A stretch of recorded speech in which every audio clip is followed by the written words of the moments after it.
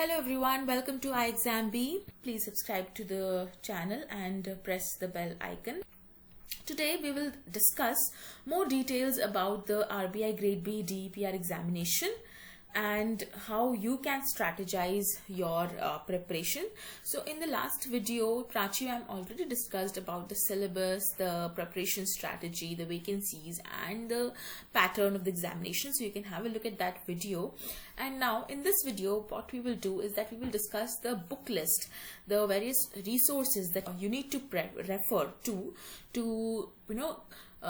have a holistic preparation for this examination, and the study plan that we have prepared for you, and what should be your preparation strategy, how you can approach this particular examination. So first let's look at the syllabus for this examination. So as you're aware of, they do not provide you with a detailed syllabus for this examination. They just mention that it's the level of your master's degree examination. So obviously different universities, different colleges have different syllabus in their master's degree examination. So what do you now do at this particular examination, which is conducted at the national level? So what should be your syllabus, and what should you take as the base for your examination? So a good guess would be to consider the Indian Economic Service syllabus, because you're also eligible to give this examination after your masters in economics. So this UPSC IES syllabus is a very detailed syllabus, and you can have a look at this syllabus and consider this as your basis for your RBI Depr examination. So Indian Economic Service, this particular examination has 6 papers, okay, and first 2 papers are your GS and your English, and the remaining 4 papers are on economics. So there are paper 1, paper 2, paper 3 and paper 4. These are the 4 papers that you have to give for which are related to subjects on economics.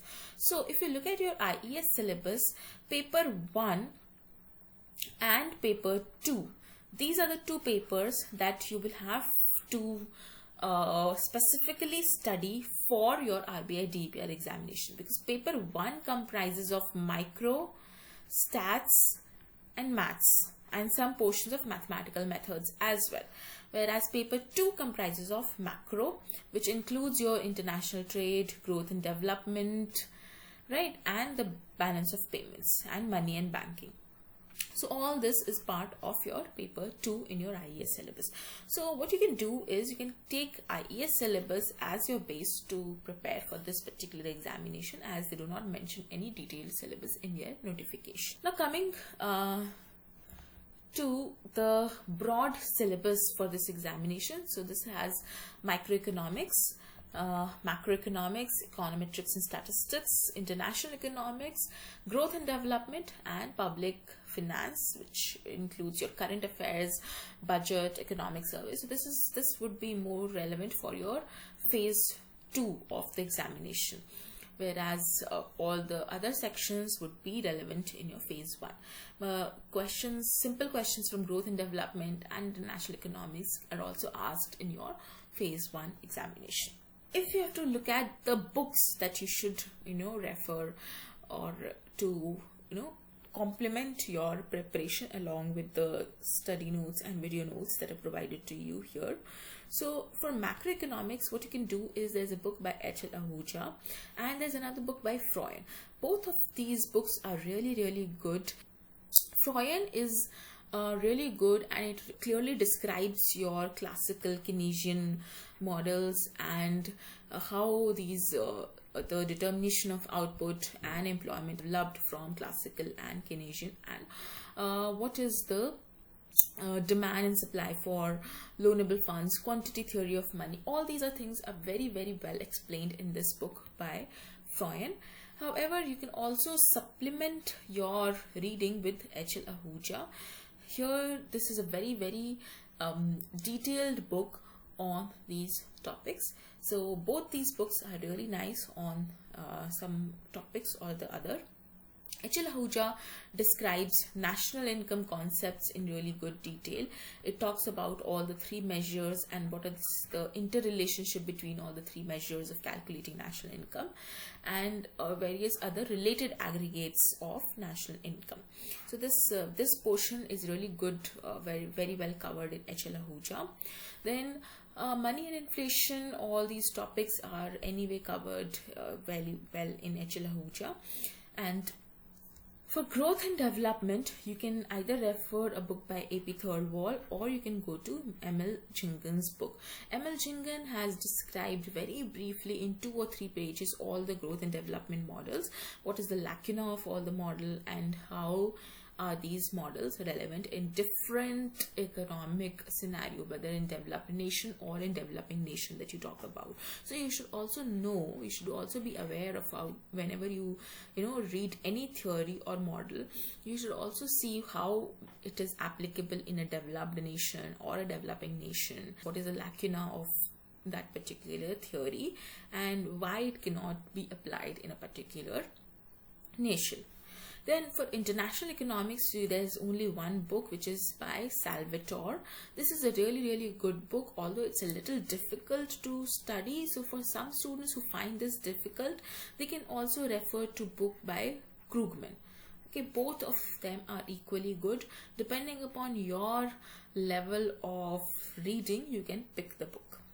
Then from public finance, there's a book by Musgrave and Musgrave. This is a pretty nice book which explains all the canons of taxation, budget, different forms of budget and various other things. So for public finance, you can go to this particular book, or you can also refer another book by H.L. Bhatia.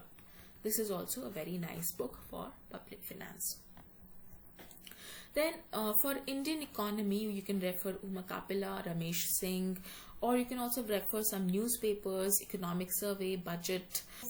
For Indian economy, there are 2 things that you will have to focus on while preparing for this examination. One is the static portion, and the other is your dynamic portion or the contemporary portion, right? So for the static portion, Uma Kapil or Ramesh Singh will give you a very nice idea about the Indian economy and how various sectors have developed over the years post-independence. So post-independence is what majorly you need to focus on, how Indian economy has evolved.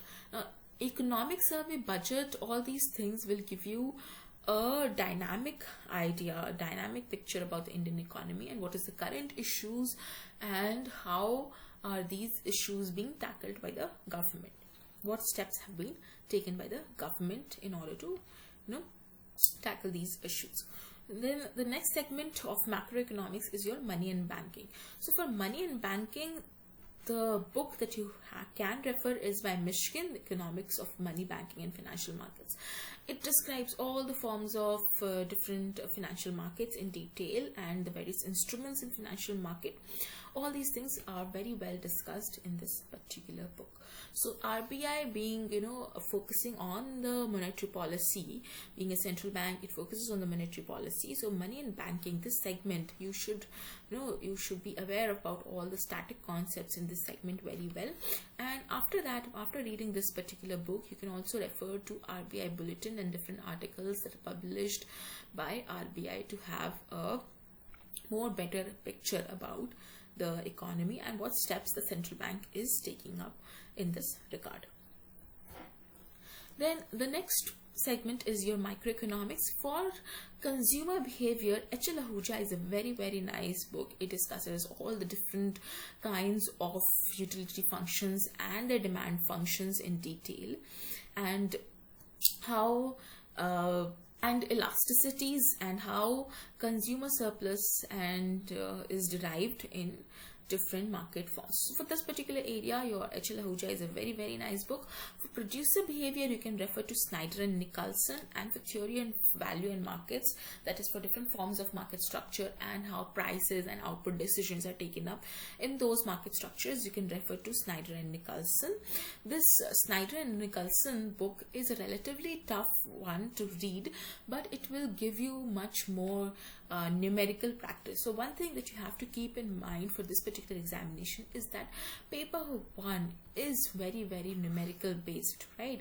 So any topic that you read, always try to see if there is any formula, right, or if any numerical based questions can be framed out of that particular topic. So you need not leave any such portion while preparing for this examination. So numericals is something that you must focus for this particular examination. Then the third segment is your econometrics and statistics. So econometrics and statistics is already, everything is mostly numerical based here in this subject, but even microeconomics and macroeconomics, there could be some portions from where numerical questions can be framed. For instance, like your ISLM model and your national income concepts. These are really, really good important topics from where numerical questions are generally asked in the examination. And in microeconomics, there can be numerical questions from various things like the Slutsky method and from various utility functions, elasticities, all these areas from which numerical questions can be asked. Then the third segment is your econometrics, statistics and your mathematical methods. So for econometrics, there is no better book than Gujarati. This is the sole book that you should refer. And for statistics, there are two books that I will tell you. One is S.C. Gupta and the other is Freund. S.C. Gupta and both Freund will give you a lot of numerical practice on statistics, like various measures of central tendency, index numbers, correlation. All these topics are really well covered in these two books. Then the third segment is your mathematical methods. For instance, your input-output model or the linear programming model. All these topics can be covered from R.S. Bharadwaj. It is a very, very nice book on mathematical methods in economics. So for those of you who are starting from the basics, also for if you do not have any idea about sets, matrices, right, because these matrices, these tools are used in econometrics also. Matrix method is a tool which is also used in regression analysis. So to give you a start or to give you a basic understanding, you can refer to mathematical methods by R.S. Bharadwaj to get an idea of these tools which you will be applying in your econometrics as well. So this was about the books and the references. If you want to know the students' strategies who were successful this year in the examination, you can have a look at this particular video by Aditi Mam.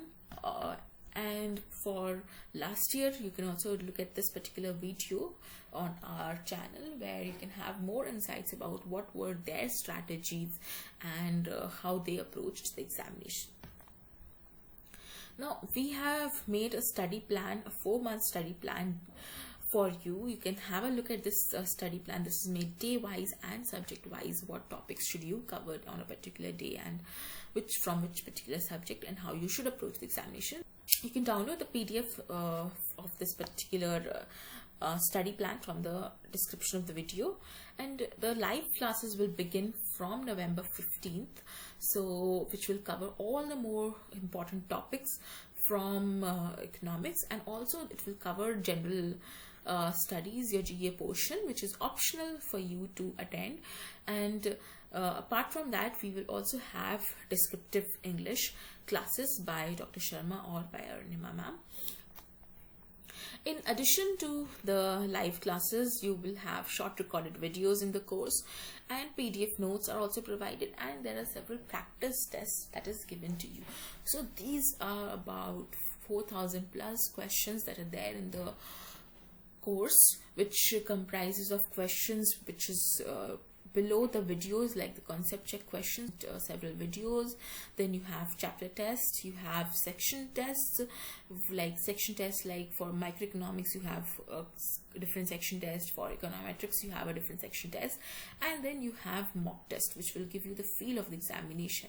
You can write these mock tests and have an idea about how questions appear in the actual examination. So all these things are there in your course.